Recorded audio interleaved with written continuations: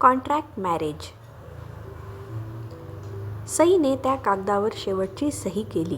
तिच्या हातात पेन होतं, पण हात मात्र थरथरत होता.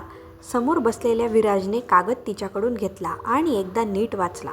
6 महिने, तो शांतपणे म्हणाला. सईने मान वर केली. हो.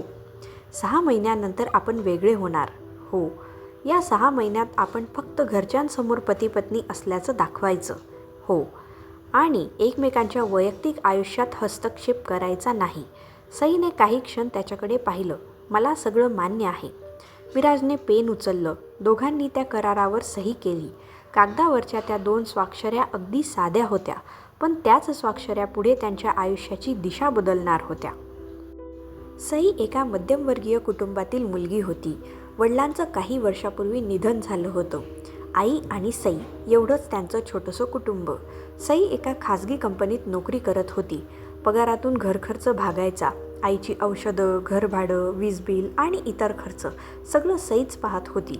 एक दिवस कार्यालयातून घरी आल्यावर तिला आई स्वयंपाकघरात खाली बसलेली दिसली. आई? सई धावत तिच्याजवळ गेली. काय झालं? आईने डोळे उघडले. काही नाही गं, थोडी चक्कर आली. पण सईला तिच्या चेहऱ्यावरचा थकवा स्पष्ट दिसत होता. दुसऱ्याच दिवशी ती आईला दवाखान्यात घेऊन गेली. तपासण्या झाल्या. डॉक्टरांनी अहवाल पाहिला आणि गंभीर आवाजात सांगितलं, तुमच्या आईवर लवकरात लवकर शस्त्रक्रिया करावी लागेल. सईच्या चेहऱ्यावरची चिंता वाढली. किती खर्च येईल डॉक्टर? डॉक्टरांनी रक्कम सांगितली. सई काही क्षण काहीच बोलू शकली नाही. ती रक्कम तिच्या कल्पनेपेक्षाही खूप मोठी होती. घरी आल्यावर सईने कपाट उघडलं. तिचे थोडेफार दागिने बाहेर काढले. बँकेच्या खात्यात किती पैसे आहेत ते पाहिलं. काही बचत होती, पण तरीही रक्कम पूर्ण होत नव्हती.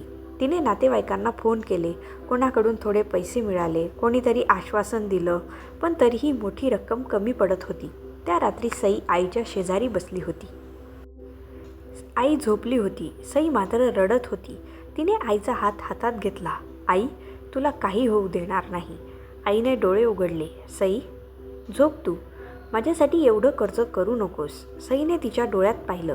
तू माझ्यासाठी आई आहेस, कर्ज नाहीस. आईच्या डोळ्यात पाणी आलं.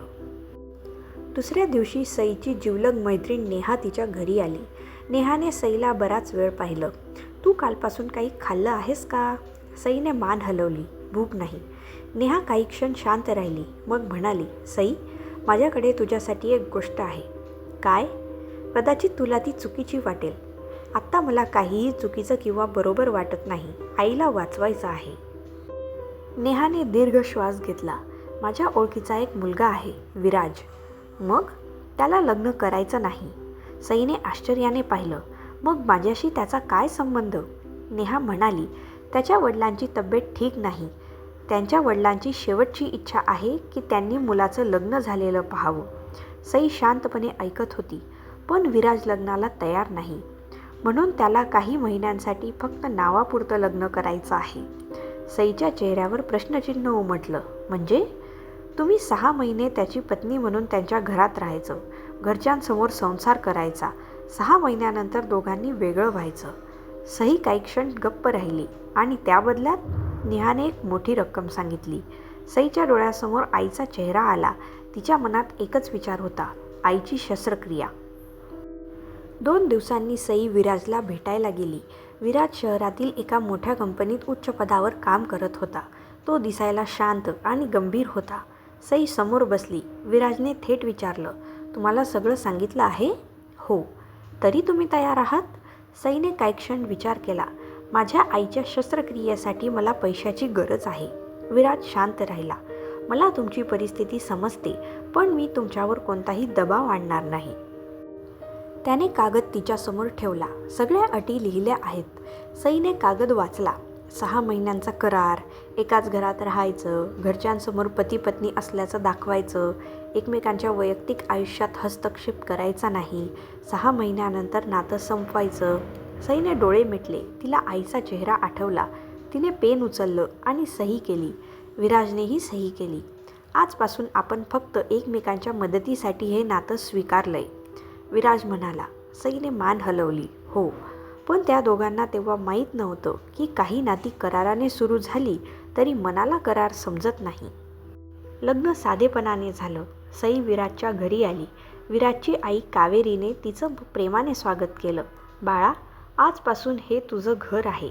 सई हसली, पण तिच्या मनात एक वेगळीच भावना होती. फक्त 6 महिन्यांसाठी. पहिले काही दिवस दोघांमध्ये खूप अंतर होतं. विराज सकाळी उठून कार्यालयात जायचा. सई घरात कावेरीला मदत करायची. रात्री दोघे एकाच खोलीत असायचे, पण दोघांमध्ये एक न बोललेली सीमा होती. एक दिवस विराजने विचारलं, तुम्हाला माझ्यामुळे काही त्रास होतोय का? सईने हसत उत्तर दिलं, नाही. तुम्ही माझ्यावर कोणताही हक्क दाखवू नका आणि मीही तुमच्या आयुष्यात हस्तक्षेप करणार नाही. सईने मान हलवली. ठीक आहे. दोघांनी आपापली बाजू स्पष्ट केली. पण दिवस जसजसे पुढे जाऊ लागले तसतसं सईचं त्या घराशी नातं जोडत गेलं.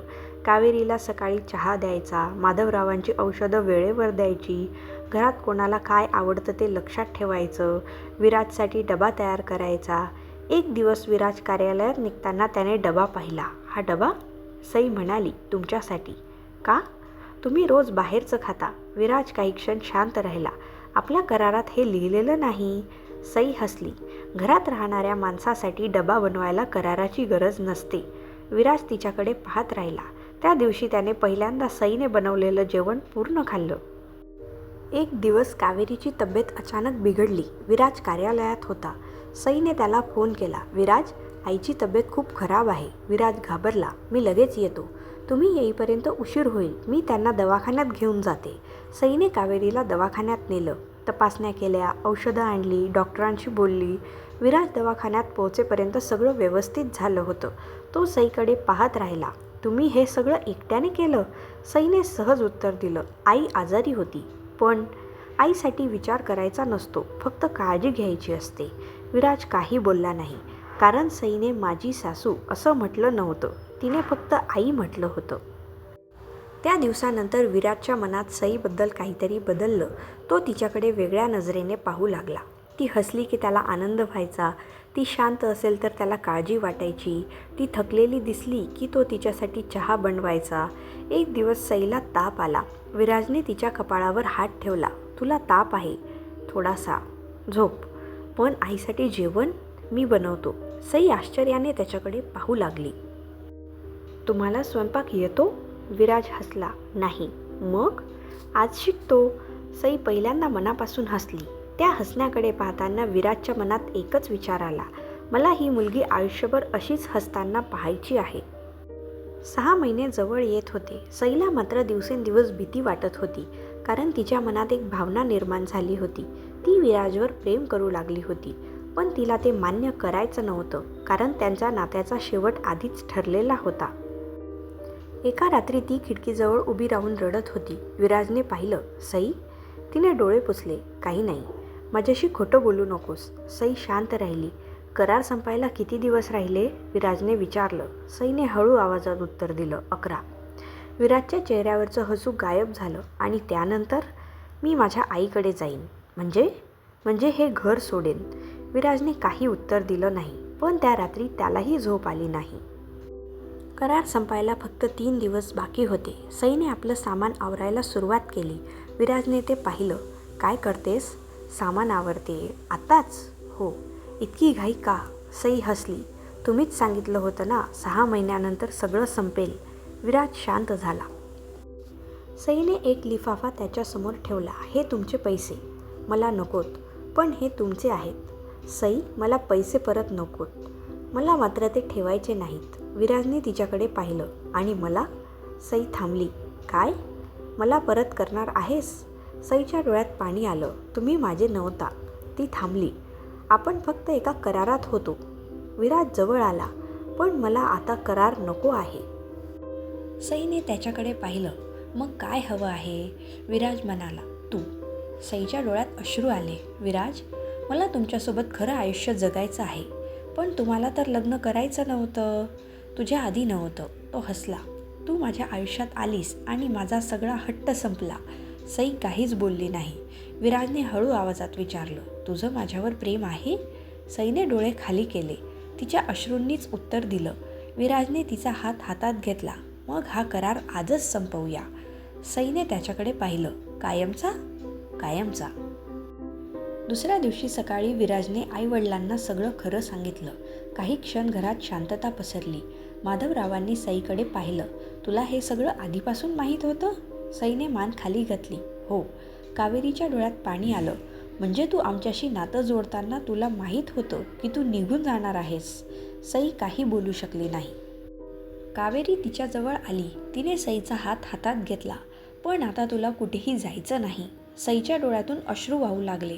माधवराव हसले. तू आमच्या घरात कराराने आली होतीस, ते म्हणाले, पण मुलगी बनून राहिलीस. काही महिन्यांनी सई आणि विराजने पुन्हा एकदा लग्न केलं. यावेळी कोणताही करार नव्हता, कोणतीही अट नव्हती, 6 महिन्यांची मुदत नव्हती. फक्त प्रेम होतं, विश्वास होता आणि एकमेकांना आयुष्यभर साथ देण्याचं वचन होतं. कधी कधी एखादं नातं प्रेमाने सुरू होत नाही, ते परिस्थितीमुळे सुरू होतं. पण काळजी, विश्वास आणि माणुसकीने त्या नात्याला प्रेमाची साथ मिळाली की सुरुवातीचा करार कधी आयुष्यभराच्या नात्यात बदलतो हे कळतही नाही. कारण काही नाती कागदावर लिहिली जातात, पण खरी नाती मनावर लिहिली जातात. कथा आवडली तर लाईक करा, कमेंटमध्ये तुमचं मत नक्की सांगा आणि अशाच मराठी कथांसाठी मनस्पर्शला सबस्क्राईब करा.